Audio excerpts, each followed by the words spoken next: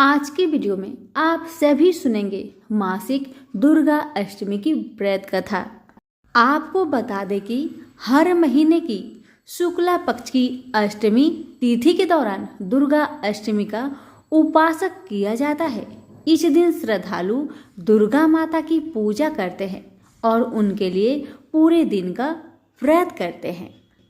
प्रेम से सभी बोलिए दुर्गा मैया की जय हो। अब सुनिए कथा। पौराणिक मान्यताओं के अनुसार प्राचीन काल में असुर दंभ को महिषासुर नाम के एक पुत्र की प्राप्ति हुई थी, जिसके भीतर बचपन से ही अमर होने की प्रबल इच्छा थी।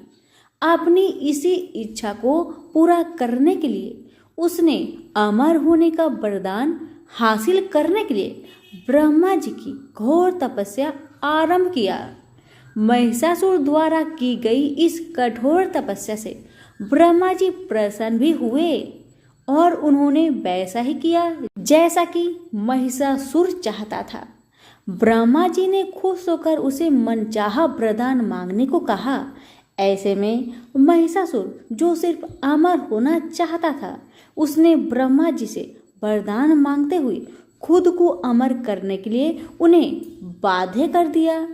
लेकिन ब्रह्मा जी ने महिषासुर को अमरता का वरदान देने की बात ये कहते हुए टाल दी कि जन्म के बाद मृत्यु और मृत्यु के बाद जन्म निश्चित है, इसलिए अमरता जैसी किसी बात का कोई अस्तित्व नहीं होता। जिसके बाद ब्रह्मा जी की बात सुनकर महिषासुर ने उनसे एक अन्य वरदान मांगने की इच्छा जताते हुए कहा कि ठीक है स्वामी, अगर मृत्यु होना तय है तो मुझे वरदान दे दीजिए कि मेरी मृत्यु किसी स्त्री के हाथ से ही हो। इसके अलावा अन्य कोई दैत्य, मानव या देवता कोई भी मेरा वध ना कर पाए। जिसके बाद ब्रह्मा जी ने महिषासुर को दूसरा वरदान दिया। ब्रह्मा जी द्वारा वरदान प्राप्त करते ही महिषासुर अहंकार से अंधा हो गया और इसके साथ ही उसका अन्याय भी बढ़ गया। मौत के भय से मुक्त होकर उसने अपनी सेना के साथ पृथ्वी लोक पर आक्रमण कर दिया, जिससे धरती चारों तरफ से त्राहिमाम होने लगी। उसके बल के आगे समस्त जीवों और प्राणियों को नतमस्तक होना ही पड़ा। जिसके बाद पृथ्वी और पाताल को अपने अधीन करने के बाद अहंकारी महिषासुर ने इंद्रलोक पर भी आक्रमण कर दिया, जिससे उन्होंने इंद्रदेव को पराजित कर स्वर्ग पर भी कब्जा कर लिया। महिषासुर से परेशान होकर सभी देवी देवता त्रिदेवों के पास सहायता मांगने के लिए पहुंचे। इस पर विष्णु जी ने उसके अंत के लिए देवी शक्ति के निर्माण की सलाह दी। जिसके बाद सभी देवताओं ने मिलकर देवी शक्ति को सहायता के लिए पुकारा और इस पुकार को सुनकर सभी देवताओं के भीतर में से निकले तेज के एक अत्यंत खूबसूरत सुंदरी का निर्माण किया। उसी तेज से निकली माँ आदि शक्ति, जिसके रूप और तेज से सभी देवता भी आश्चर्यचकित हो गए। त्रिदेवी की मदद से निर्मित हुई देवी दुर्गा को हिमवान ने सवारी के लिए सिंह दिया और इसी प्रकार वहां मौजूद सभी देवताओं ने भी माँ को अपने अपने एक अस्त्र शस्त्र सौंपे और इस तरह स्वर्ग में देवी दुर्गा को इस समस्या हेतु तैयार किया गया। माना जाता है कि देवी का अत्यंत सुंदर रूप देखकर महिषासुर उनके प्रति बहुत आकर्षित होने लगा और उसने अपने एक दूत के जरिए देवी के पास विवाह का प्रस्ताव तक पहुंचाया। अहंकारी महिषासुर की इस ओछी हरकत ने देवी भगवती को अत्यधिक क्रोधित कर दिया, जिसके बाद से ही माँ ने महिषासुर को युद्ध के लिए ललकारा। माँ दुर्गा से युद्ध की ललकार सुनकर ब्रह्मा जी से मिले वरदान के अहंकार में अंधा महिषासुर उनसे युद्ध करने के लिए तैयार भी हो गया। इस युद्ध में एक एक करके महिषासुर की संपूर्ण सेना का माँ दुर्गा ने सर्वनाश कर दिया। इस दौरान ये भी माना जाता है कि युद्ध पूरे 9 दिनों तक चलता रहा, जिसके दौरान असुरों के सम्राट महिषासुर ने विभिन्न रूप धारण करके देवी को छलने के लिए कई बार कोशिश की, लेकिन उसकी सभी कोशिश आखिरकार नाकाम रही और देवी भगवती ने अपने चक्र से इस युद्ध में महिषासुर का सिर काटते हुए उसका वध कर दिया। अंत में इस तरह देवी भगवती के हाथों महिषासुर की मृत्यु संभव हो पाई। माना जाता है कि जिस दिन मां भगवती ने स्वर्गलोक, पृथ्वीलोक और पाताल लोक को महिषासुर के पापों से मुक्त दिलाई, उस दिन से ही दुर्गा अष्टमी का व्रत प्रारंभ हुआ। सभी प्रेम से बोलिए दुर्गा मैया की जय हो।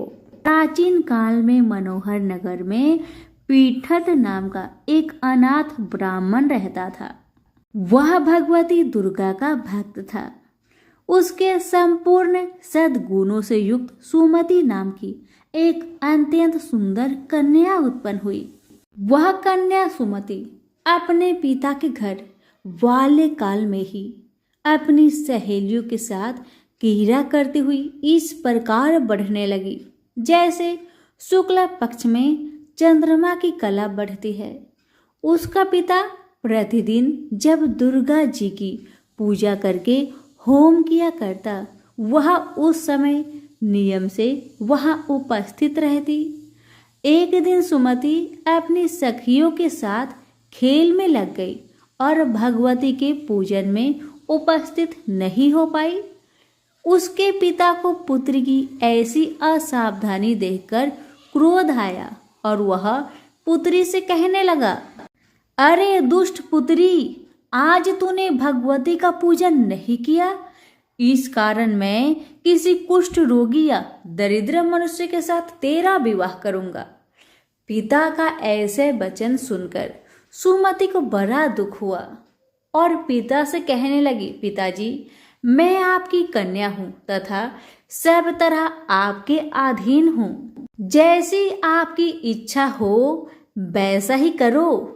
राजा से, कुष्ठी से, दरिद्र से अथवा जिसके साथ चाहो मेरा विवाह कर दो, पर होगा वही जो मेरे भाग्य में लिखा है।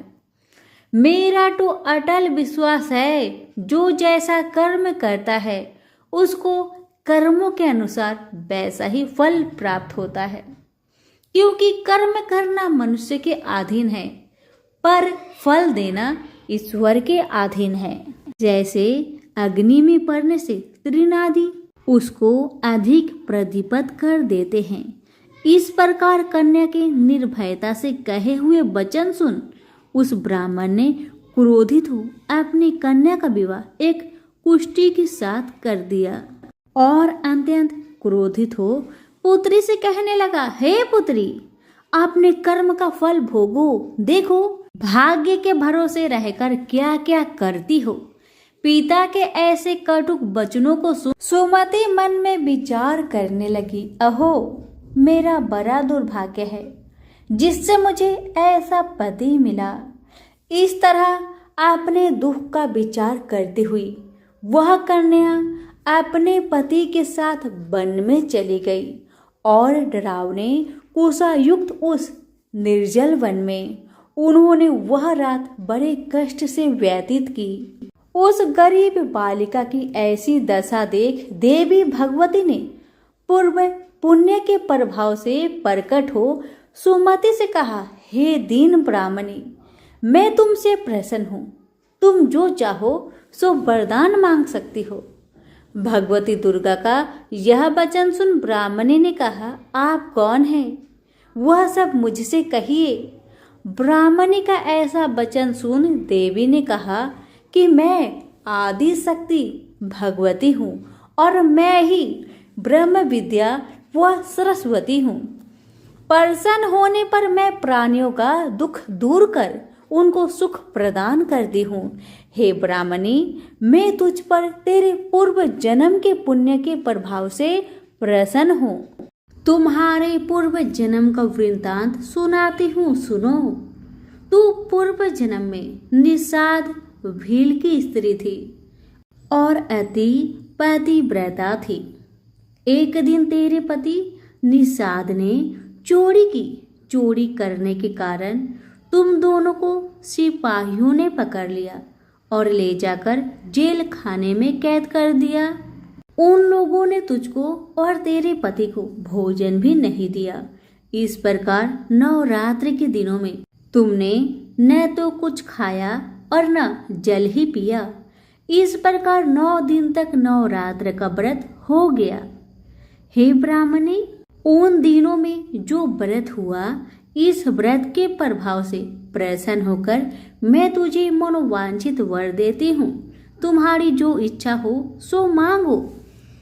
इस प्रकार दुर्गा के वचन सुन ब्राह्मणी बोली, अगर आप मुझ पर प्रसन्न हैं तो हे दुर्गे, मैं आपको प्रणाम करती हूँ।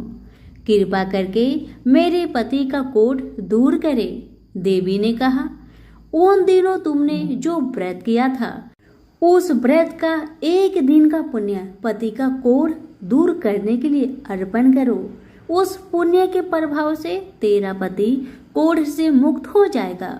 ब्रह्मा जी बोले। इस प्रकार देवी के वचन सुन वह ब्राह्मणी बहुत प्रसन्न हुई और पति को निरुक्त करने की इच्छा से जब उसने तथास्तु ऐसा वचन कहा, तब उसके पति का शरीर भगवती दुर्गा की कृपा से कुष्ठ रोग से रहित हो अति कांतिवान हो गया।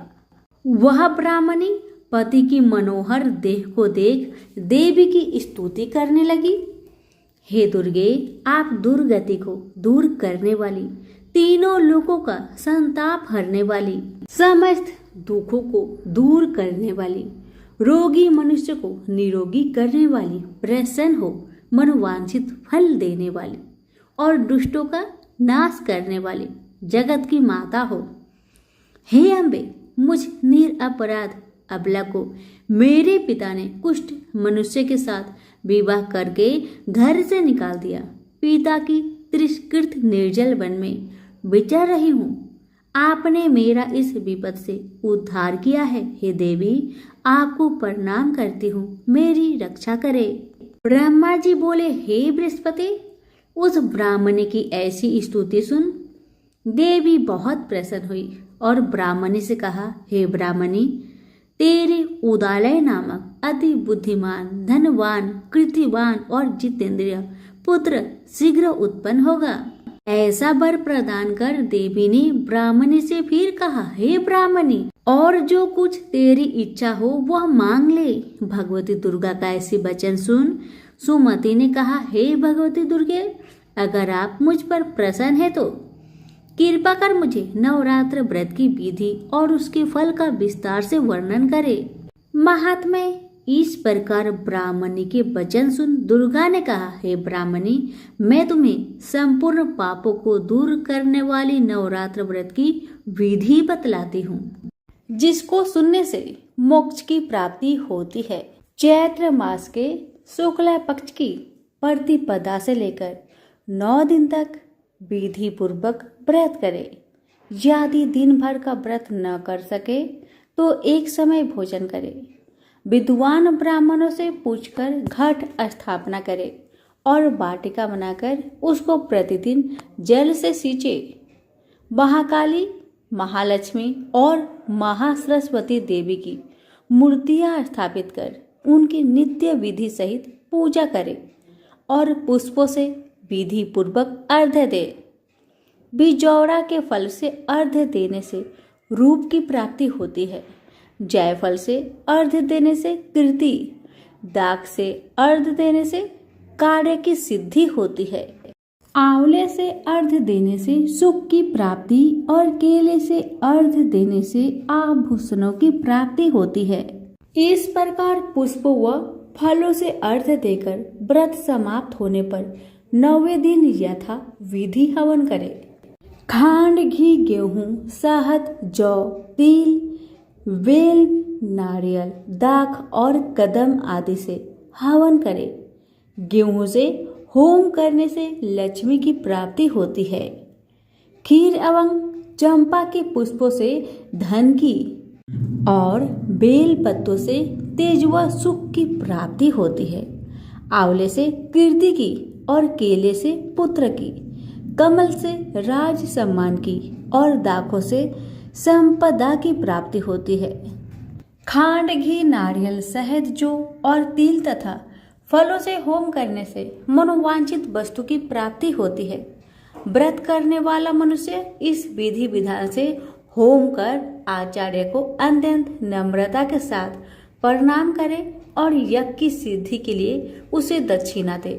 इस प्रकार बताई हुई विधि के अनुसार जो व्यक्ति व्रत करता है उसके सब मनोरथ सिद्ध होते हैं, इसमें तनिक भी संदेह नहीं है। इन 9 दिनों में जो कुछ दान आदि किया जाता है उसका करोड़ों गुना फल मिलता है। इस नवरात्र व्रत करने से अश्वमेघ यज्ञ का फल मिलता है। हे ब्राह्मणी, इस संपूर्ण मनोकामनाओं को पूर्ण करने वाले उत्तम व्रत को तीर्थ, मंदिर अथवा घर में विधि के अनुसार करें। ब्रह्मा जी बोले, हे बृहस्पति, इस प्रकार ब्राह्मणी को व्रत की विधि और फल बताकर देवी अंतर ध्यान हो गई। जो मनुष्य या स्त्री इस व्रत को भक्ति पूर्वक करता है वह इस लोक में सुख प्राप्त कर अंत में दुर्लभ मोक्ष को प्राप्त होता है। हे बृहस्पति, यह इस दुर्लभ व्रत का महात्म्य है जो मैंने आपको बतलाया है। यह सुन बृहस्पति जी आनंद से प्रफुल्लित हो ब्रह्मा जी से कहने लगे, हे ब्राह्मण, आपने मुझ पर अति कृपा की जो मुझे इस नवरात्र व्रत का महात्म्य सुनाया। ब्रह्मा जी बोले कि हे बृहस्पति, यह देवी भगवती सर्वशक्ति संपूर्ण लोकों का पालन करने वाली है। इस महादेवी की प्रभाव को कौन जान सकता है? बोलो देवी भगवती की जय। मां भगवती की व्रत कथा। देवी सची परम पिता परमात्मा की आदि शक्ति की एक कला मानी जाती है, एक रूप मानी जाती है। पूर्व काल में जब कहीं स्वयंवर होते थे, अर्थात राजा महाराजा अपनी कन्या के विवाह के लिए विभिन्न राज्यों के राजकुमारों को आमंत्रित करके उनमें से अपनी पसंद के वर को चुनने का कन्या को अवसर देते थे, तो देवी सची की ही सर्वप्रथम आह्वान करके स्थापना की जाती थी तथा उनकी पूजा अर्चना करके स्वयंवर की रस्म प्रारंभ होती थी। ऐसा माना जाता था कि देवी सची की आराधना करने से स्वयंवर में किसी प्रकार विघ्न नहीं पड़ता। इस प्रकार सची स्वर्ग के भोगों के बीच जल में कमल के समान निर्लिप्त रह रही थी कि अचानक स्वर्ग को भी दुखों ने आ घेरा। देवराज से एक भयानक भूल हो गई।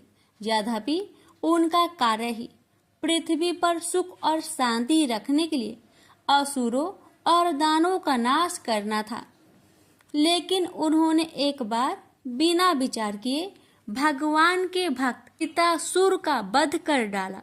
चारों ओर उनकी बुराई होने लगी। जिसने भी सुना इंद्र की निंदा की। चारों ओर से इंद्र पर जब घृणा और निंदा की बौछार पड़ने लगी तो वह देवलोक छोड़कर भाग गए और मान सरोवर में जाकर एक कमल नाल में छिपकर बैठ गए। देवताओं ने इंद्र को बहुत खोजा, लेकिन जब इंद्र कहीं नहीं मिले तो उन्होंने ऋषि मुनियों से सलाह करके नहुस को इंद्र आसन पर बैठा दिया। इंद्र का पद पाकर नहुस में अहंकार जाग उठा। उसने एक दिन राजसभा में कहा, गुरुदेव, आज मैं इंद्र के सिंहासन पर बैठा हूँ। सारे देवलोक पर मेरा अधिकार है। एरावत हाथी, उच्च श्रवा घोड़ा, कामधेनु गाय और परिजात मेरे अधिकार में है। इस पर इंद्र के वे सभी चीजें मेरे अधिकार में हैं जो अभी तक इंद्र के अधिकार में थी। फिर इंद्र की पत्नी सची अभी तक मेरे भवन में क्यों नहीं आई? इंद्र होने के नाते वह मेरी पत्नी है। उससे कहिए कि वह आज रात मेरे रंग भवन में आ जाए और फिर वहीं रहे। नहुस का संदेश लेकर गुरु बृहस्पति जब इंद्र की पत्नी सची के पास पहुंचे तो सची परेशान हो उठी। वह बोली, गुरुदेव, मैं पतिव्रता स्त्री हूँ। अपने पति के अतिरिक्त मैंने आज तक किसी परम पुरुष की ओर आंख उठाकर भी नहीं देखा। मैं नहुस की इस आज्ञा का पालन कैसे कर सकती हूँ? बृहस्पति बोले, इंद्राणी, इस संकट से यदि तुम्हें कोई उबार सकता है तो वह केवल माँ भगवती दुर्गा ही है। तुम उन्हीं की आराधना करो, वही तुम्हारी सहायता करेगी। सची बोली, ठीक है गुरुदेव, जाकर नहुस से कह दीजिए कि मैं आजकल देवी की आराधना कर रही हूँ। जब मेरी आराधना समाप्त हो जाएगी मैं स्वयं नहुस को अपने भवन में बुला लूंगी। बृहस्पति सची का संदेश लेकर नहुस के पास चले गए तो सची ने देवी की आराधना करनी आरंभ कर दी। उनकी आराधना से प्रसन्न होकर देवी ने प्रकट होकर कहा, मैं तुम्हारी हालत को अच्छी तरह जानती हूँ सची, बोलो मैं तुम्हारी क्या सहायता करूँ? सची बोली, माँ भगवती, न जाने मेरे पति कहाँ चले गए हैं। सारे देवता उन्हें खोज खोज कर थक गए हैं। मैं उनसे मिलना चाहती हूँ। भगवती दुर्गा बोली, मैं जानती हूँ कि इंद्र इस समय कहाँ हैं। तुम मान सरोवर पर चली जाओ, वहाँ मेरी एक मूर्ति रखी है। उस मूर्ति को लोग विश्वकामा देवी के नाम से पुकारते हैं। इंद्र आजकल नियमित रूप से उसी मूर्ति की पूजा करते हैं। वह तुम्हें वही मिल जाएंगे। सची बोली, जग जननी, नहुस को इंद्र का पद पाकर इतना अहंकार हो गया है कि वह देवलोक की प्रत्येक वस्तु की तरह मुझ पर भी अपना अधिकार समझने लगा है। उसने कहा है कि मैं उसके भवन में जाकर उसकी पत्नी के रूप में रहूं। भगवती दुर्गा बोली, नहुस से बचने का उपाय तुम्हें बता देती हूँ। तुम कल नहुस के पास संदेश भेज देना कि किसी ऐसी सवारी से मेरे भवन में पधारे, इसे ऋषि ढोकर लाए। देवी की कृपा से उसी दिन मान सरोवर पर सची की इंद्र के साथ भेंट हो गई और दूसरे दिन उन्होंने एक दासी से कहकर वह संदेश नहुस के पास भिजवा दिया जो देवी ने बताया था। दासी वह संदेश लेकर नहुस की राजसभा में पहुंची और बोली, महाराज, नहुस की जय हो। मैं देवराज इंद्र की पत्नी सची की दासी हूँ।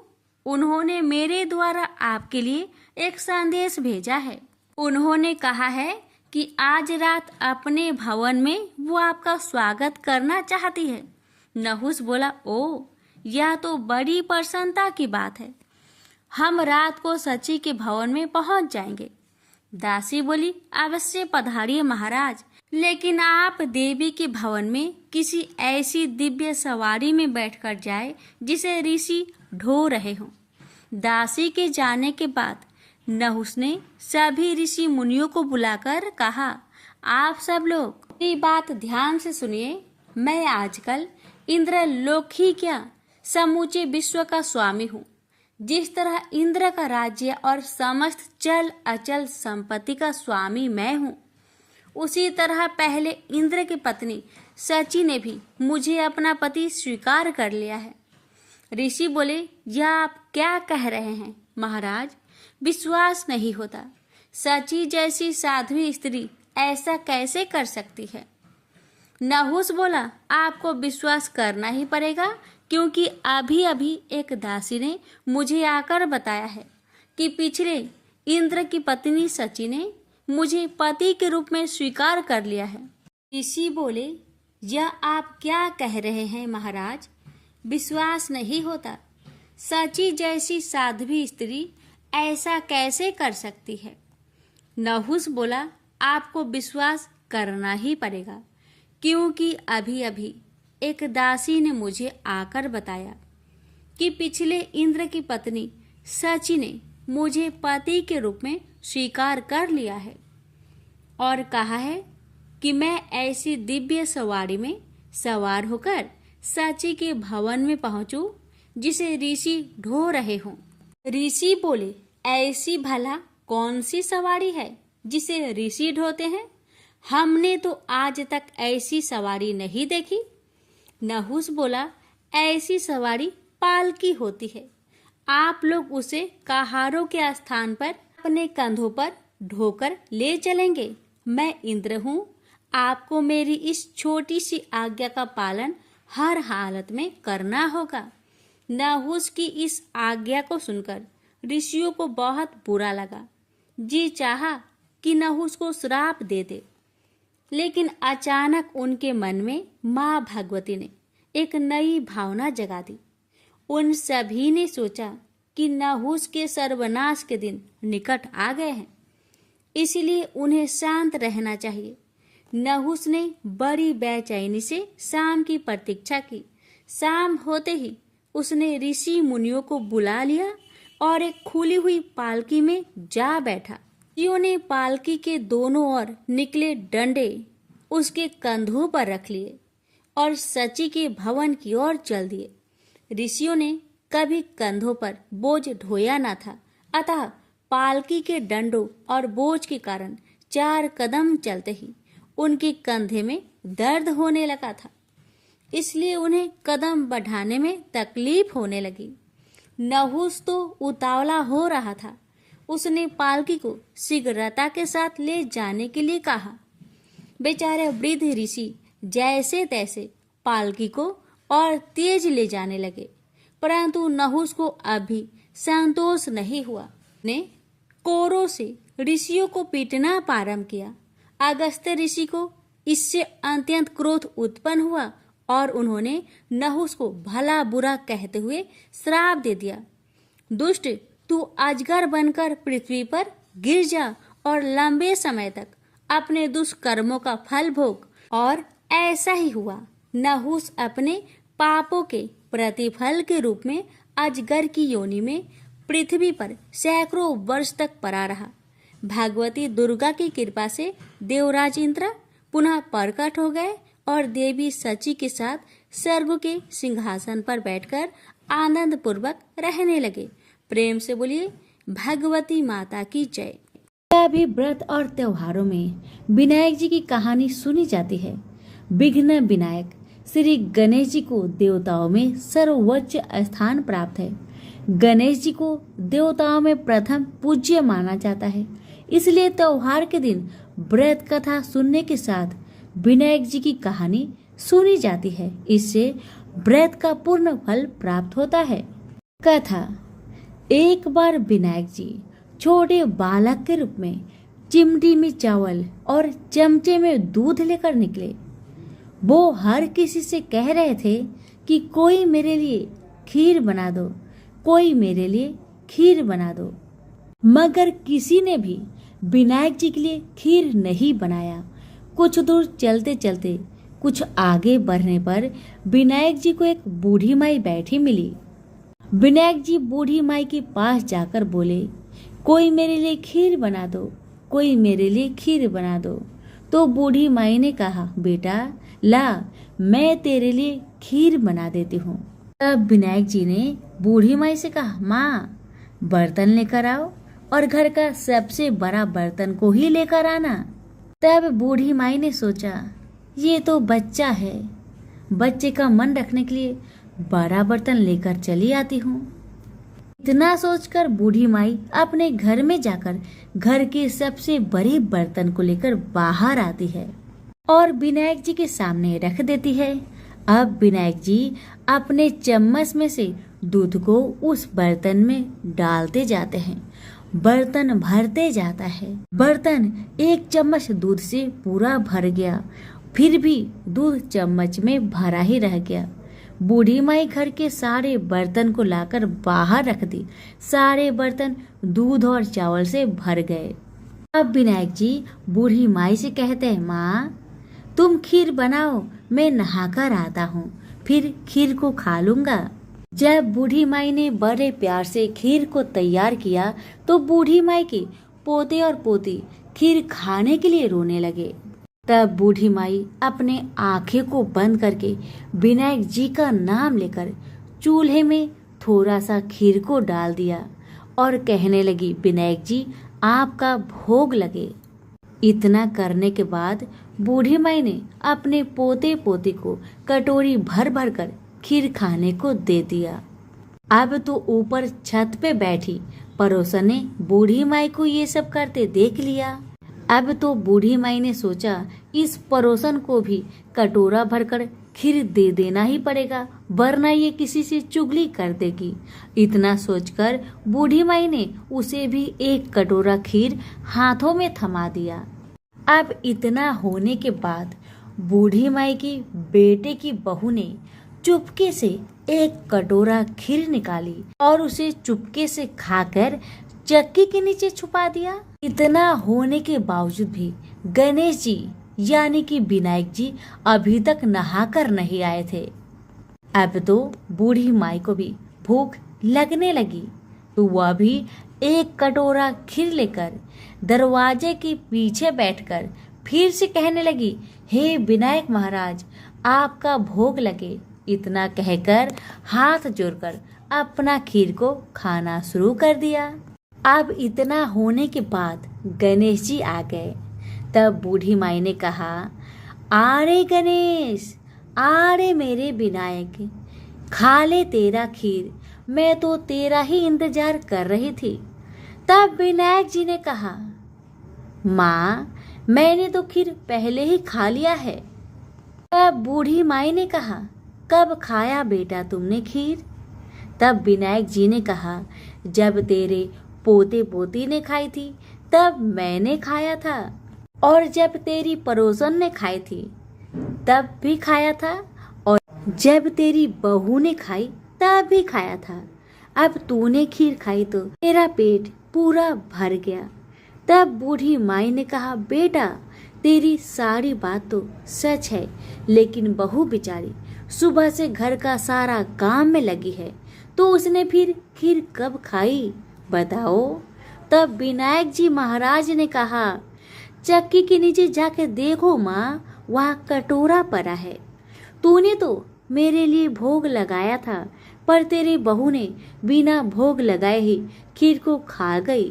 तब बूढ़ी माई ने विनायक जी से कहा, बेटा घर की बात है, घर में रहने दो।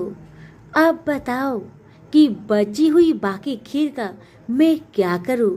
तब विनायक जी ने कहा, नगरी को जिमा दो। बूढ़ी माई ने पूरी नगरी जिमा दी, फिर भी बर्तन खाली नहीं हुआ। जब राजा को यह बात पता चली तो राजा ने बुढ़िया को बुलवाया और कहा, क्या रे बुढ़िया, ऐसा बर्तन तेरे घर में कहाँ से आया? ऐसा बर्तन तो राजा के महल में होना चाहिए। बुढ़िया ने कहा, राजा जी, इस बर्तन को आप ही रख लो। राजा जी ने महल में बर्तन को मंगवा लिया, और बर्तन को महल में लाते ही सारे खीर, कीड़े मकोड़े, बिच्छू, ककले बन गए और बहुत दुर्गंध आने लगी। यह देखकर राजा ने बूढ़ी माई से कहा, बुढ़िया, अपने बर्तन को तुम वापस ले जाओ, मुझे नहीं चाहिए ऐसे बर्तन। बूढ़ी माई ने कहा, ठीक है महाराज, जैसा आप कहे, लेकिन ये तो बर्तन मुझे मेरे विनायक जी ने दिया है। बुढ़िया माई ने बर्तन वापस लिया। बूढ़ी माई की बर्तन वापस लेते ही फिर से वह बर्तन खीर से भर गया और सुगंधित खुशबू आने लगी।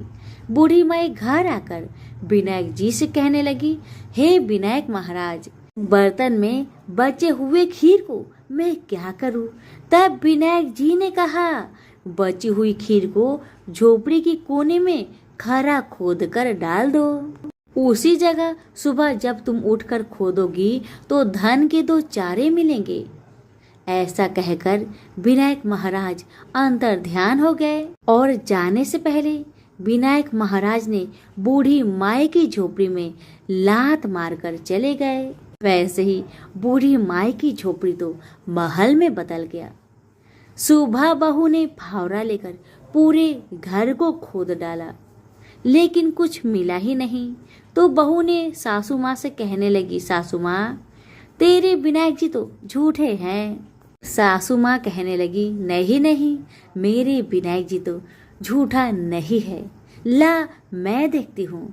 बुढ़िया माई ने सुई लेकर खोजने लगी तो टन टन करते 2 धन के चारे निकल आए। तब बहू ने कहा, सासू माँ, तेरे गणेश जी तो साचो है। सासू माँ ने अपने बहू से कहा, विनायक जी तो भावनाओं के भूखे हैं। हे विनायक जी महाराज, हे गजानंद, हे गणेश जी महाराज, जैसे आपने बूढ़ी माई को दिया वैसे सबको देना। विनायक जी की कहानी कहने वाले, हुक्कारे भरने वाले और आसपास के सभी सुनने वाले सबको देना। तो सभी प्रेम से बोले, विनायक महाराज की जय।